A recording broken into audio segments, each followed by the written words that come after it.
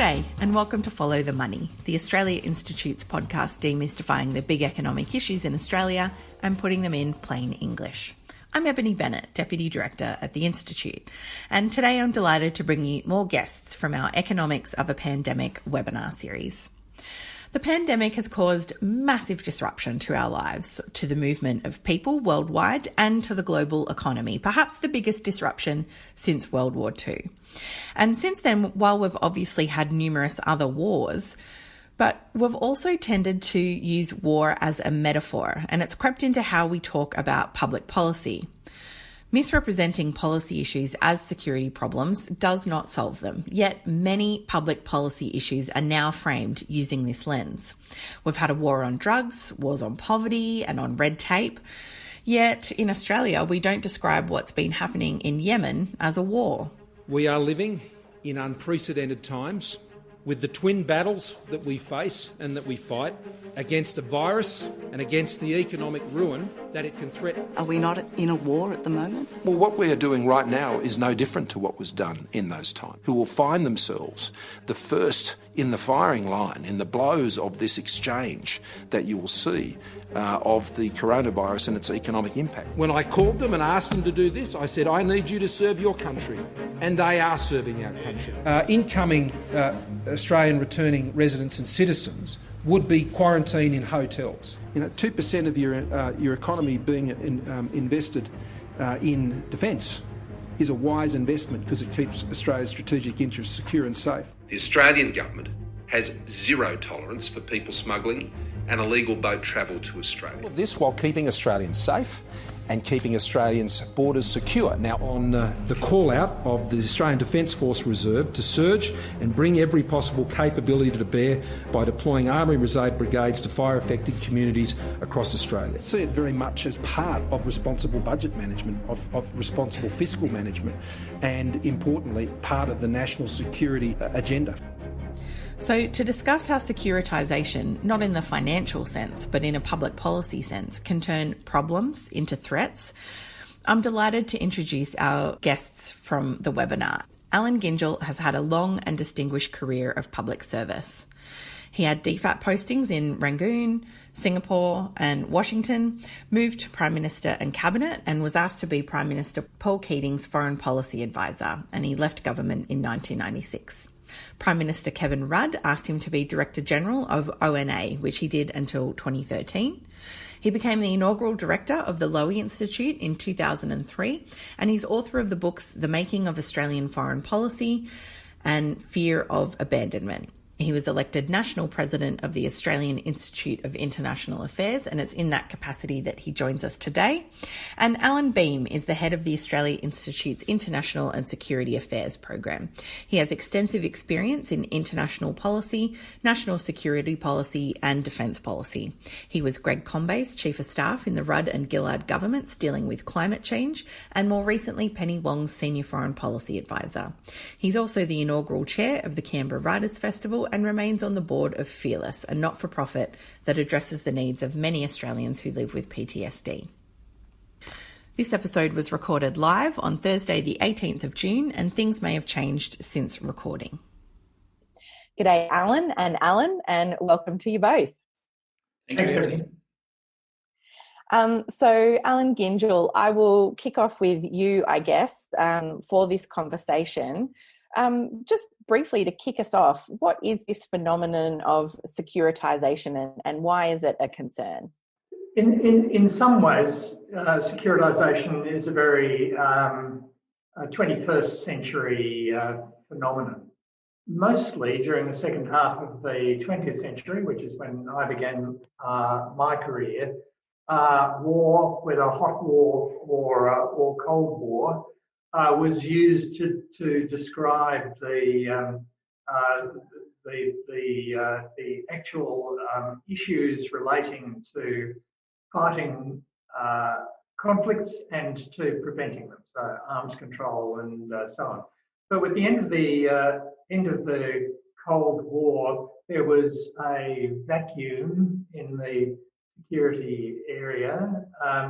9/11 presented a new focus in international terrorism.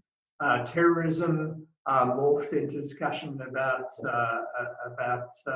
crime, which gave us people smugglers, which gave us asylum seekers. And so you can see in the Australian policy processes from around 2001, but reaching an apotheosis really, I think, with Kevin Rudd's national security statement of 2008, a more all-embracing concept in which everything from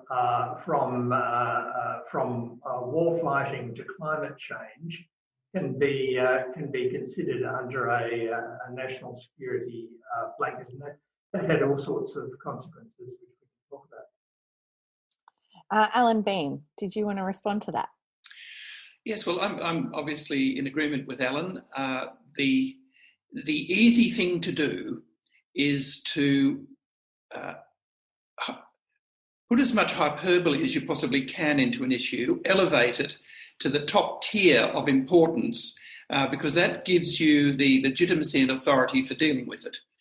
So what we have tended to do, whether it's Operation Sovereign Borders, which is in fact an immigration problem, but turned into a defence problem, and the deployment of warships and of people wearing black uniforms, or whether it is the 2007 response to child sexual abuse in the Northern Territory, which saw the deployment of the Australian Defence Force to deal with what are very, very deep and tricky social and community problems in Northern Australia, not amenable to resolution by Defence Forces at all, but you apply defence because that's what's available to you.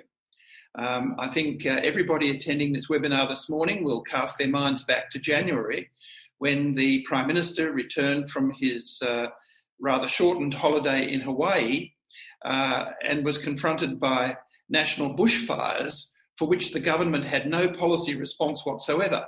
So what did the government do? It called out 6,500 people in the Defence Force. Now, none of the soldiers were deployed because they're not trained to fight fires.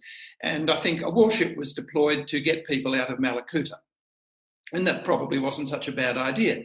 But the fallback position all the time is to head to the top tier policy level, which is national security, and bring anything which you think is important into that frame.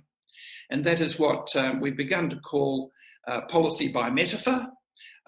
Because if you misdiagnose a policy problem, then you have no capacity whatsoever to resolve it, because you don't actually know what the problem is. And that, I think, is the problem that we're dealing with more broadly in our public policy in Australia at the moment. So I'm right with Alan on this. And so, Allan Gyngell, I guess, what are some of the other ways that we've seen this expressed in recent years, and what are some of the problems that it's leading to, in your opinion? Sorry, what are some of the more recent examples that we've seen in public policy debate of this phenomena, and why does it cause problems? What kind of issues does it create for policymakers and for public debate in general? Well, it's really a follow-up to what Alan was just saying, and as he said, bushfires were a recent example, but subsequent to bushfires, of course, we've had the novel coronavirus and the war metaphors that have been framed around this war against the virus. That's a sort of an odd thing, an odd expression to use when you think about it, because the virus doesn't actually know it's at war, and it's at war with you. But the consequence for policy making in all that is to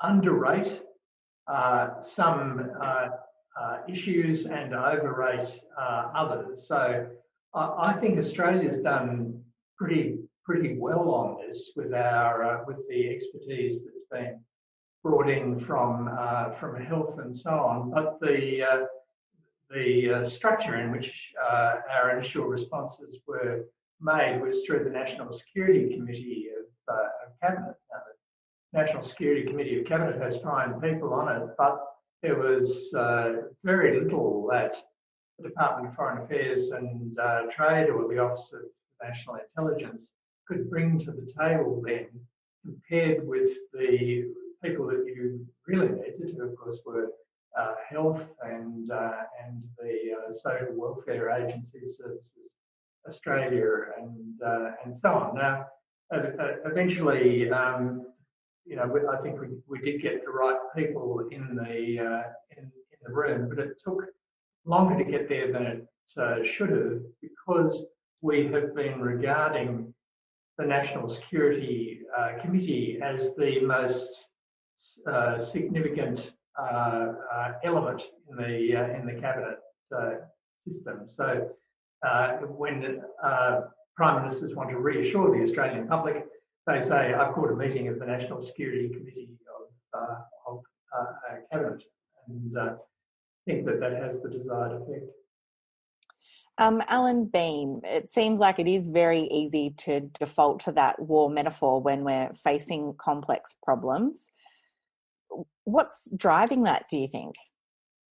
I think that there are a lot of complexities that government is always having to deal with, and it is always in the interests of government to be able to exercise the broadest range of controls that it possibly can, and at the same time, in exercising those controls, to duck and weave around the issues of accountability. It is our practice in Australia for anything that is securitised to become subject to restrictions on information flows and restrictions on accountability. We see that in a court matter which is currently going through the ACT courts, for example. That the court is not open. We don't know what's happening in that court concerning the bugging of the cabinet room in East Timor. That is deemed a national security issue, and it may well be one. But the fact of the matter is that when you call everything a national security issue, it gives you plenty of scope for not actually being accountable for what you do. And I think that the temptation all the time to avoid accountability while at the same time exercising ever more control over your population, control over events, is extremely tempting for government because it lends to a kind of appearance of governmental efficiency. But I think that the consequence of heading down that track becomes clear when you actually ask people, what is it that they are actually concerned about? And just today, the Australia Institute is releasing the results of a survey that we did on what worries Australians. And it comes as no surprise to me, and I would think as no surprise to Allan either, that what really worries Australians is not those things that fall within the general ambit of what we call national security policy, but things like pandemics, climate change, road accidents. They're worried about violence. But on our take, people are not actually worried about war. They don't think war is going to happen. And what actually kills Australians is not war, but coronary heart disease, diabetes. They're the things that actually do impact on the health and the well-being of Australian citizens. So the tendency all the time to securitise things is not only to miss the point, which is what I said at the beginning, but it is to leave out of the ambit of public policy those things that impact directly on the lives of our citizens. And I consider that to be of concern because it represents a kind of laziness in policy thinking which is not able to deal with the complexity of the issues that actually confronts our population right now. Allan Gyngell, securitisation, to me, when I think about this concept that we're talking about today, it makes me think most specifically about our response after 9/11 and the way that the threat of global terrorism has led to so many different pieces of legislation curtailing our right to privacy and many other civil rights. And I think what you, Alan Behm, have called the fortification of the national parliament. Anyone can see the bollards and the huge fences that have gone up there. And many of the public service departments around Australia. Do you think that that's where we've seen this phenomenon most evident? Yes, I think what happened was that security and securitisation were certainly brought home in a visible and concrete sense by the focus on terrorism. Terrorism was never an existential threat to the country in the way that, for example, nuclear war or climate change could be an existential threat, but it involved everyone. And once governments began to want to assure Australians that they were safe, the incentive became more and more to drill down into the everyday lives of Australians, both in an active sense through the legislation looking for access to private communications and so on, and in an external sense through the building of barriers. And it's very difficult once that sort of thing starts to ever go back again, because all you need is one single incident, and claims will be made that if you're a politician, that you fell down on the job. So the incentive is always to keep in place what you've got and never to back away. I'll just remind everyone, I think we've got about 670 participants on the line. So thanks everyone for joining us. I can see a couple of questions coming through now. We'll get to those very shortly. And don't forget, you can raise your hand as well if you'd like to ask a question directly of the panel. Allan Gyngell, I'll come back to you again.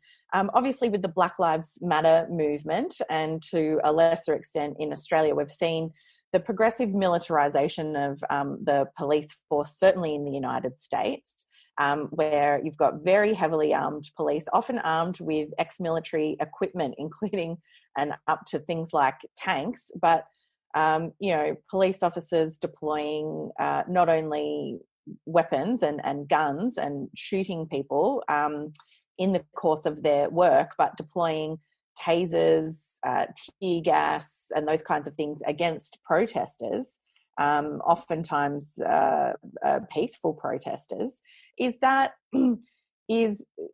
I guess, what's driving that? Is it this securitisation that drives that, or is it the other way around in this kind of chicken and egg arrangement? Which comes first? Yeah, well, I mean, there are clear differences, of course, between the United States and Australia on this, and they're, from my point of view anyway, very, very welcome differences. But the deepest issue here is, I think, not so much the militarisation of the police forces that we've seen in such shocking detail. I mean, I've been astonished by some of the forces that the US police can bring to bear on protesters. But the problem is the militarisation of the society. In a sense, it's the very old, deeply rooted gun ownership and so on in the United States, which has consequences.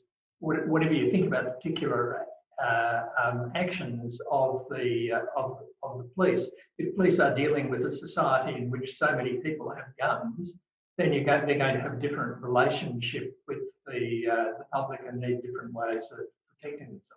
Now, it's abundantly clear, I think, that nothing is going to be easily done in the United States to address that, but we must work very hard as successive governments in Australia, including John Howard's, have done to prevent that happening here. Allan Behm, I think we've spoken about this in the past. The tendency to securitisation has led to the dominance in the policy landscape of, I guess, the intelligence and security community. But you could also argue that the dominance of the intelligence and security community has led to this tendency to securitise the issues. Which side of that do you fall on? And is this a unique Australian phenomenon? Well, to answer the second one first, Ebony, I don't think it's uniquely Australian at all. I think the precedents have been set in North America and in Europe, frankly, and that we're following suit because we can see models that we can either adopt or, unfortunately, conform to. And I think it's you've got things which are sort of in dynamic relationships. It's not so much that one comes before the other, but rather that there's mutual reinforcement occurs as you continue to expand that mindset into broader problem solving. As you mentioned, our response to 9/11 has been unique, actually. Australia is the country that has passed most legislation through its parliament, much more than any other comparable democratic country. And that is all of it premised upon the need for the government to be able to preserve the integrity and the authority of the state by making sure that citizens don't get out of control, that citizens don't do the wrong thing. But terrorism is actually not, it's not war. It's sometimes called asymmetric warfare when a weak state wants to use armed force against a strong state, but it's no real threat to the state. So what states do is respond with military force to deal with it, rather than getting down into the socio-economic causes which actually drive terrorism. So if one looks, for example, at the sorts of terrorism we have in the Philippines, the sorts of terrorism that we have in southern Thailand, the sorts of terrorism that we see in Myanmar, these all have deep historical, social and economic roots which actually are not amenable to military force. Military force compounds them, but it will fail and not resolve the problem. So when you look at the other fields in which we are using the military and armed powers of the state, the securitisation of the landscape around Canberra, which is interesting to me, and even, for example, the program that the ABC aired on the Drum last night about facial recognition, that here you have another tool which allows the state to account for the whereabouts and the identity of all its citizens, wherever they happen to be. You just need to have cameras, facial recognition algorithms, and pretty big computers and storage bases to be able to say, well, there goes Allan Behm walking down the street outside Parliament House. I wonder what he's up to.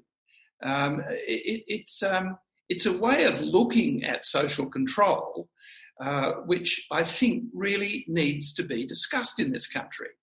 And maybe the citizens of Australia would feel more safe and more secure if the the tools of things like facial recognition and DNA matching, if these things were to be more broadly distributed.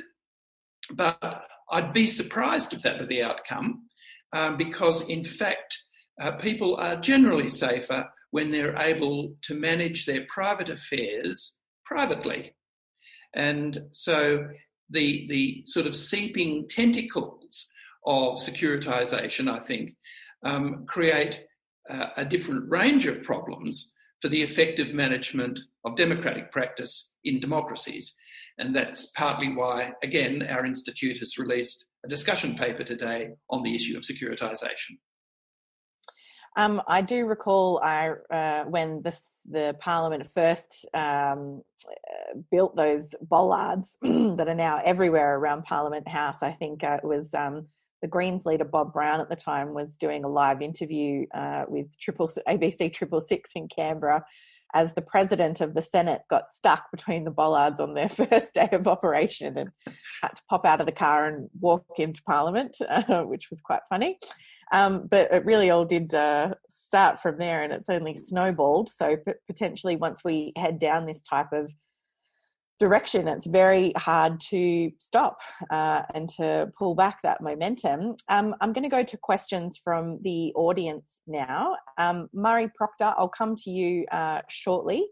You can lower your hand if that was accidental, but I'll come to your question shortly. I wanted to start with a question from Libby Boyd, and she asks the Allans, the more the ADF is called upon for issues that are not national security, the more it will become the new norm. That's her thesis. Allan Gyngell, do you agree with that?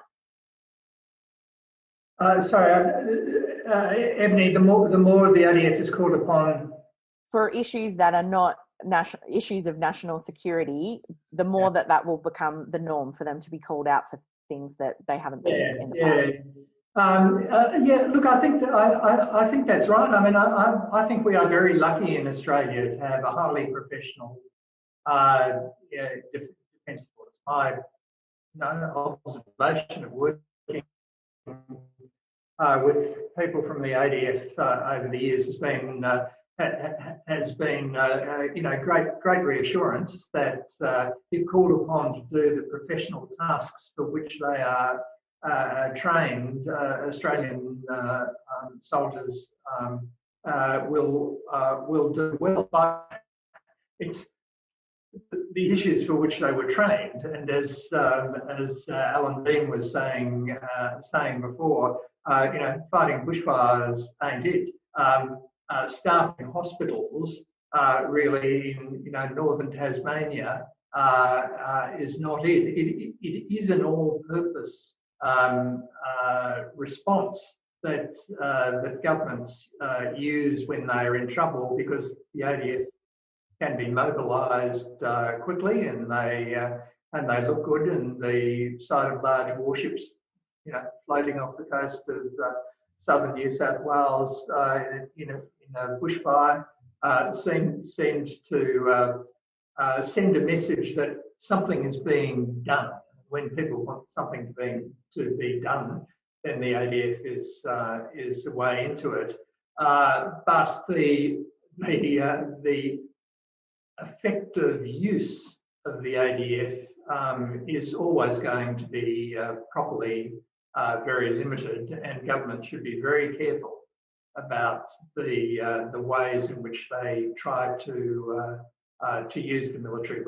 We're seeing what can happen at the far end in the United States at the moment.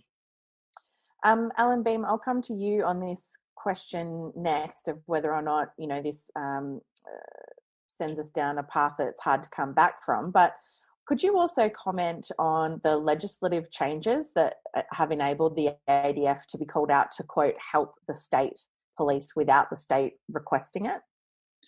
Yes, Ebony, that does take us down a rather different path. And I would not be the only person in Australia concerned by that. Certainly, there is concern within the leadership of the Australian Defence Force itself, and a number of former military leaders have also expressed their concern about moves that might make the Australian Defence Force appear to be a kind of National Guard in Australia, where our military forces, which are absolutely and only for the defence of Australia against external threat, are employed to defend whatever it might be against what any government might judge to be an internal threat. And so the issue there, I think, is the much more pernicious creeping politicisation of our Defence Force. Not that the Defence Force becomes itself political and identifies itself according to the political badges of political parties, but rather more that the Defence Force becomes used as a political tool. And that, I think, it would be very alarming because it would not only confront the citizens of Australia, because we are an all-volunteer force. Our ADF actually comes out of the community, and in that sort of rather poetical sense, I suppose, is owned by the community. So you have the community and an arm of the community being used to manage the community. And I think that is something that we don't want in Australia. And we have to make sure that any use of the Australian Defence Force in circumstances where they are in fact enforcing state laws of one kind or another are very carefully boundaried and are only in those extreme circumstances where the use of very particular military capabilities is necessary for the maintenance of broad public safety. And in my experience, which is pretty extensive on this, I might say, it goes back to the Russell Street bombings, so I do know what I'm talking about here. Those circumstances are extremely rare, and we already have the mechanisms for dealing with them. We don't need to change legislation. The next question, I'll come to you, Murray Proctor. Are you there? Can you hear me? I think you're on mute. I can hear you, but it's the software glitch that raised my hand. I'm sorry. Okay, no, that's all right. I'll lower your hand there and we'll go Peter Job. I've got you next. I'll come to you in just a moment. Nigel Waters asks, can you reflect on the failure of oppositions in parliaments to hold governments to account on securitisation for fear of being accused of weakness? First to you, Allan Gyngell. I would have thought first to you, Allan Behm was the appropriate. I can go to Allan Behm first if you'd prefer. Nigel has just asked a perfect question. We were formerly colleagues in the Attorney General's Department, possibly on the opposite sides of an issue. My division in Attorney General's was dealing with the Australia card, and as the Privacy Commissioner, Nigel's job was to make sure that the privacy of Australian individuals was not compromised by the sorts of data amalgamation that was envisaged by some who were promoting the Australia card. That by way of background. I think at the heart of Nigel's question is a very fundamental democratic concern, and that is the basic demand on government to protect the rights of the individuals that actually elect that government. And in my estimation, and I hope I'm answering or making the point that Nigel is seeking, in my estimation, governments would seriously default on their duty when the rights of individuals are impinged upon in a way that spreads control across communities, not on the basis of somebody who might legitimately be investigated, but simply on the basis of a broad community suspicion that something might be happening. And once that begins to occur, we're heading down the path of autocracy, quite frankly. And in a democratic society, that has to be fought against, and individual rights have got to be defended to the maximum possible extent. The next question is from Peter Job. Are you there? Can you hear me? Yes, I am. Can you hear me okay? I can. What's your question for the panel? Well, for 2 decades now, the issue of refugees and asylum seekers has been framed as a national security issue, sometimes severely so. It's been framed as a major threat to Australia when there's no evidence whatsoever that that is the case. Now, we know that this has caused substantial harm to asylum seekers. Is it also not causing substantial harm to our society? It is increasing xenophobia. It is decreasing curiosity about the actual issues that relate to why refugees have fled in the first place.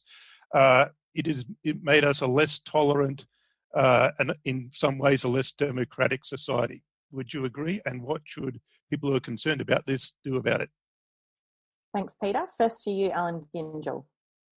Well, it's a very good question, and you point to an absolutely social issue for Australia. Yes, look, I agree completely. The framing of refugees and asylum seekers in security terms has been damaging both to the asylum seekers and to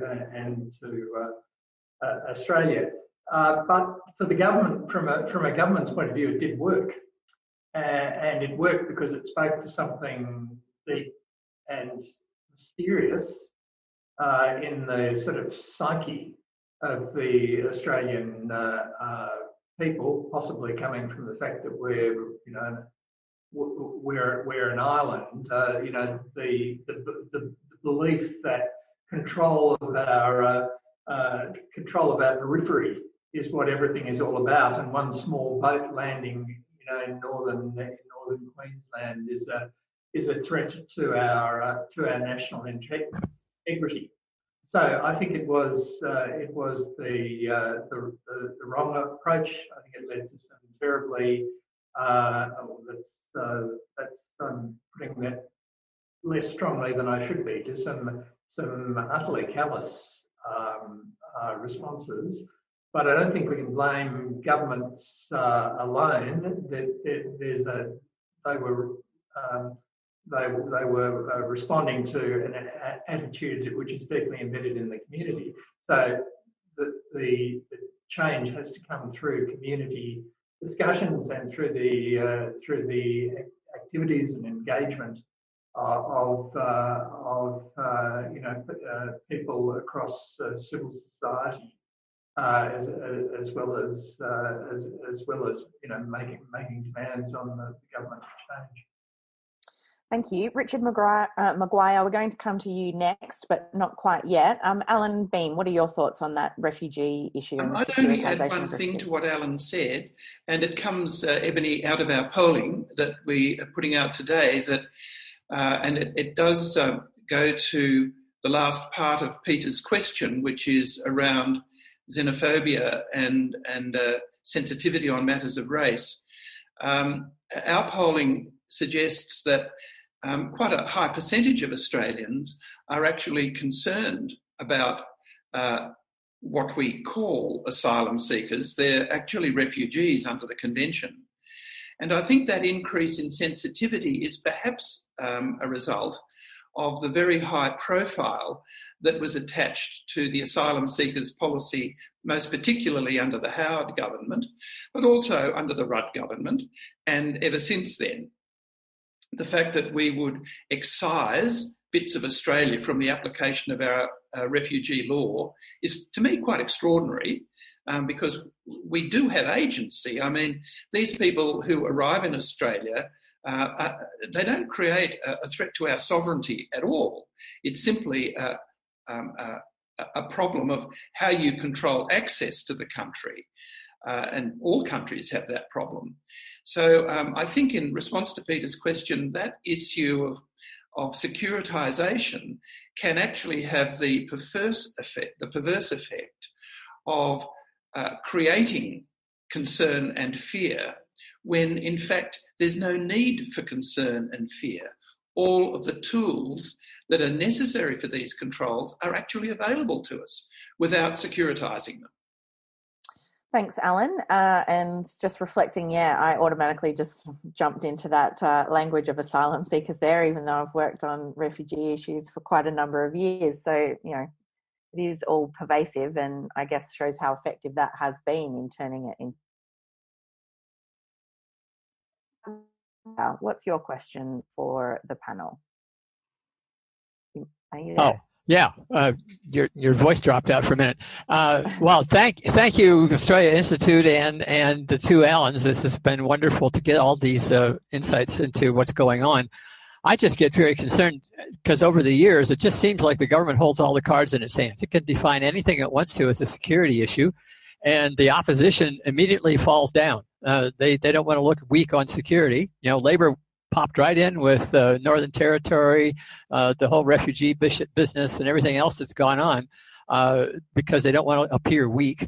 I just wonder what we as citizens or we as civil society institutions can do at all to unwind this, because it just seems like the government can simply say it's a security issue and that stops it. There's very little that goes on except for a few people defined as being progressive or left wing or whatever. So what can we do? What are some hopes we can build on? Thanks, Richard. I'll come to you first, Allan Behm. Oh, look, I think we could spend all day talking about this one. It's a fantastic question, Richard. I was giving a presentation last year, and I played a little trick on the people who were there. It was 200 people from the Australian security community, and they were all very, very worried about the decline in our political conversation in Australia. So I asked them the question, how many of them were practitioners of religion? How many went to church, in other words? And surprisingly, it was about a third of the audience who were actually churchgoers, out of 2/3 who were deep believers. And then I followed that question up by saying, and how many of you actually are supporters of a political party, and how many of you actually are members of political parties? And the result, Richard, won't surprise you. There were 2 people in that room of 200 people who actually were members of a political party, I being one of them, and that was out of an audience of 10 who said that they had a particular political preference. Now, that little anecdote illustrates a very important issue, I think, and that is the disengagement of our community from our political processes.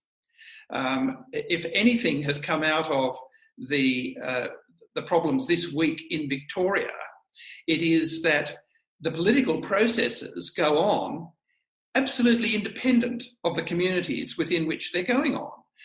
So-called power brokers just line people up for $10 a turn to sign on and become members and then determine pre-selections. That's essentially what that's about. So it seems to me, Richard, that what has to happen in this country is particularly the civil societies, civil community groups have got to be much more engaged in the national conversation about the quality of our national political life and the participation in our national political life by many, many more people. And the second thing I think we need to focus on is not just the conversation about our national political life, but for civil society groups in particular to ramp up their engagement with their political representatives. Go down to their electorate offices, make sure that they meet you, make sure that they listen to what you've got to say, and make sure that they talk about it in the parliament. Now, generally that's in the adjournment debate, but they've still got to raise your voices. And if they don't, be politically active. That's about all I can say. It is about the politics. Thanks, Allan. Allan Gyngell, do you have anything to add to that? No, I think that was really excellent advice from Allan. I would simply add that it sounds it sounds ordinary, but the role of civil society is to engage engage more people and your participation in conversations like this, which now become easier and easier, which is a good thing because the other avenues of access to the media are drying up enormously. So, but participation in issues like this does, in webinars like this, does change the nature and tone of the national conversation in ways that eventually make it necessary for political leaders to respond. So the agenda setting work that all of you are engaged in is really important. Thank you. The next question's from Amy Haddad, and I'm hoping we can get at least one more question in after this. Amy asks, to what extent is militarised policy a metaphor, a product of a masculinist or nationalist policy framing and a deliberate ploy to lift and fund some issues above others? Or is it an inability to understand human security as also relating to domestic social cohesion and stability? And she also says that arguably pervasive violence against women, continuing Indigenous disadvantage and broadening economic inequality are all risks to individuals. Allan, Behm, first to you on that one. Look, Amy, I think that's a phenomenal question. And I'd start by saying I don't think there are any binaries in your question, actually. I think it's all of those things. It's not a question of alternatives. It's a question of all of those things being in play at the same time. There is no doubt that our national security community is incredibly male-dominated, and it is a bad thing. There's not nearly enough gender diversity to start with in the way in which our national security policies are considered and formulated. Far less is there any clear ethnic diversity in the way in which our national security policies are framed and formulated. And I think both Allan and I, having been practitioners in that field, would be absolutely at one on that. It is really the fundamental problem of our national security policy making is that it is so sectionalised and in that sort of gender sense and ethnic sense, sectarian. And I think that is a fundamental problem in the way in which we conceive our national security. We had a discussion on the web not all that long ago that Ebony moderated, where we talked about the need for us to rethink our national security and to see national security as being much more about the well-being of the individuals who make up our community rather than the ability of the state to fight and win wars. Now, it's not that states should be ill-equipped to meet national defence needs. My career was built around that, really. But the mindset that you need in order to legitimise that has to be around the rights and the privileges of being a citizen. And I think that cannot be properly expressed when only half the citizens, the boys, get into the room to talk about it. And of all the boys who are in the room, none of them are really representing any other voice. So I think your question really goes to the heart of our securitisation conversation this morning. Brilliant question, Amy. Thank you. Allan Gyngell, did you want to respond to that as well? Just to repeat some of that. I mean, Amy set out a series of things.